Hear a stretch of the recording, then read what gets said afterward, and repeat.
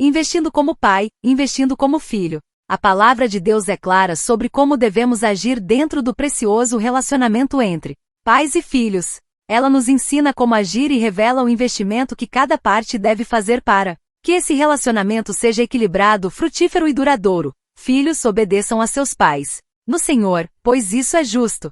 Honra teu pai e tua mãe. Este é o primeiro mandamento com promessa, para que tudo te corra bem e tenhas longa vida sobre a terra. Pais, não irritem seus filhos, antes criem-no segundo a instrução e o conselho do Senhor. Efésios 6, do 1 ao 4. Sou da geração em que o pai sempre se dedicava mais ao trabalho e a pagar as contas. Geralmente, o dia a dia da casa, inclusive os cuidados diários dos filhos, era delegado à mãe. Até as mães, que trabalhavam, como era o caso em minha família, encaravam os afazeres domésticos e a atenção aos filhos como algo importante e intransferível. Por causa desse valor cultural, em minha opinião, sempre foi mais difícil no contexto brasileiro a proximidade dos pais homens com os seus filhos. É justamente por isso que vemos tanto homens como mulheres sem referência masculina, o que é um grande prejuízo para ambos os gêneros. O filho mais novo da parábola narrada por Jesus pegou tudo o que tinha e após um tempo, partiu.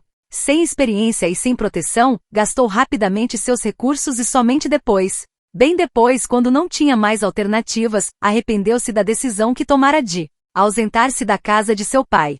Um filho que se ausenta intencionalmente da companhia dos pais revela um coração ferido em alguma fase do desenvolvimento da vida. Algo foi quebrado. Ao perpetuar esse distanciamento, sua vida passará a ficar sem brilho. Novamente, não estou dizendo aqui que esgoto nessa descrição todos os casos, pois existem situações muito complexas. Inclusive, a separação por vezes até envolve um caso de segurança das pessoas envolvidas. Ainda que em casos assim, não haja outra opção para o filho, o distanciamento da figura paterna e materna sempre será nocivo.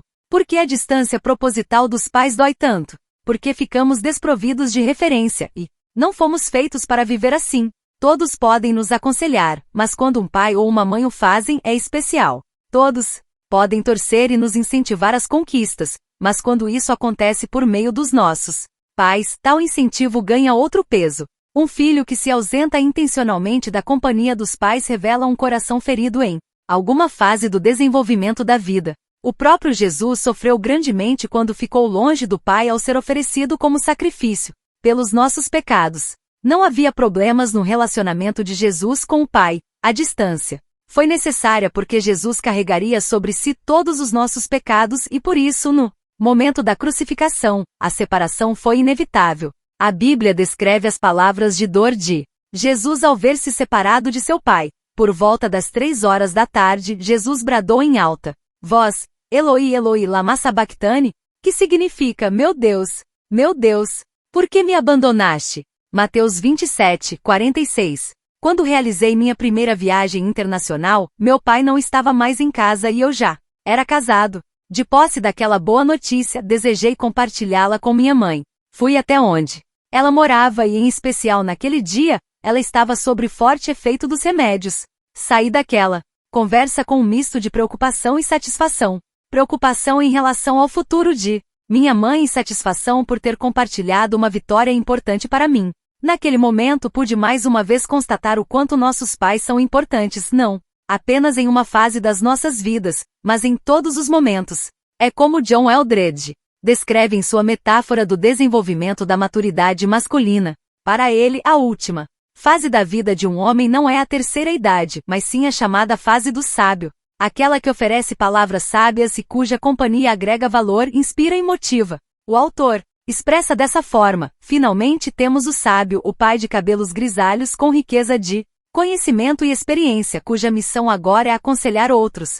Seu reino pode encolher. Os filhos saíram de casa, o que permite que se mude para uma casa menor. Ele sai do seu posto de presidente. O seu sustento passa a vir de uma poupança e de investimentos feitos durante o período anterior, o de rei. Em um tempo da vida quando a maioria dos homens sente que seu tempo já passou, este pode ser o período de maior contribuição. Quanto custa para a nossa vida o distanciamento dos pais? Muito, eu lhe garanto. Considerando tantas oportunidades de ouvir palestrantes sobre o assunto, a interação com filhos feridos e a minha própria história, posso destacar que um alto preço é pago quando isso Acontece. É o que veremos a seguir.